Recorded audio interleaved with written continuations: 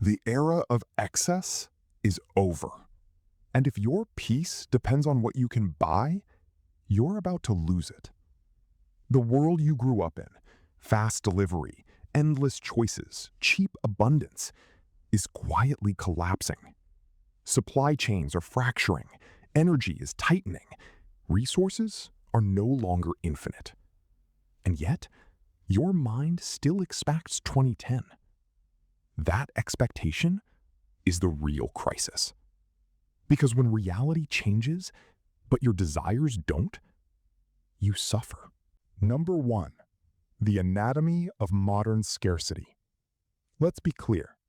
Not every shortage is permanent. Some delays will pass. Some systems will adapt. But something deeper is happening. We are transitioning from an age of excess to an age of limits, where efficiency replaces abundance, where access replaces ownership, where patience replaces immediacy. And here's the psychological trap. You are not reacting to scarcity. You are reacting to the loss of expectation. You expected ease. You expected convenience. You expected always available. But reality has rewritten the rules. So the question is no longer, why is this happening to me? The real question is, will I resist this transition or evolve with it? Number 2, the sovereign internal anchor. The Stoics warned about this long ago. They said, if your identity depends on what you own, then you have handed your peace to the outside world. Because everything external is unstable. Markets crash, ships get delayed, resources get rationed. But character is always within your control. Right now, most people are anchored to externals, their comfort, their lifestyle, their consumption habits. So when the world shifts, they collapse internally. But there is another way, a sovereign way. Every day, ask yourself, what is within my control and what is not? Your discipline? Within. Your mindset? Within. Your values? Within. But supply chains? Global markets? Material flow? Not yours to command. Stop outsourcing your peace to things you cannot control. Number 3, tactical stoicism for the supply chain. Stoicism is not theory. It is a tool.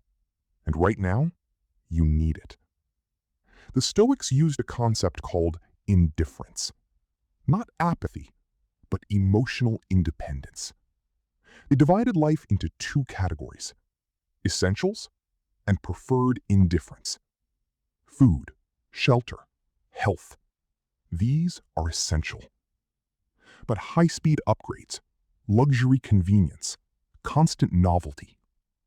These are preferences. And preferences must never control your peace. Because when a preference disappears and you panic, you reveal your dependence. So practice this. Imagine losing access to the things you currently take for granted. Slower internet, limited choices, higher costs. Not to scare yourself, but to prepare your mind.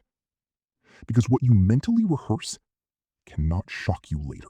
Number 4, the alchemy of voluntary simplicity. Here is where everything changes. Scarcity can either break you or refine you. The difference is choice. If simplicity is forced upon you, it feels like loss. But if simplicity is chosen, it becomes power. Voluntary simplicity is not deprivation. It is liberation. Owning less means worrying less. Needing less means fearing less.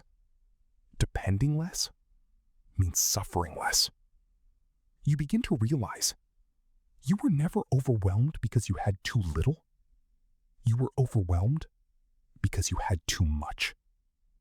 Too many choices, too many distractions, too many dependencies. And now, as the world simplifies, you have the chance to simplify your soul, to invest in skills, in community, in resilience, to become someone who does not break when the system bends. Number 5, sustaining mental sovereignty. But the challenge is ongoing because the world will not just change, it will accelerate. And with it, fear will spread. Media cycles will amplify panic. Voices will profit from your anxiety. And if you are not careful, you will absorb that chaos. So protect your mind. Limit what you consume, not just physically, but mentally. Choose information that strengthens you, not weakens you. And shift your identity from consumer to steward. A consumer asks, "What can I get?" A steward asks, "What can I sustain?" This shift is everything. Because when you become a steward, your peace is no longer tied to global GDP. It is rooted in how you live and who you become. The late 20s will test people, not just economically, but psychologically. Some will panic, some will blame, some will break.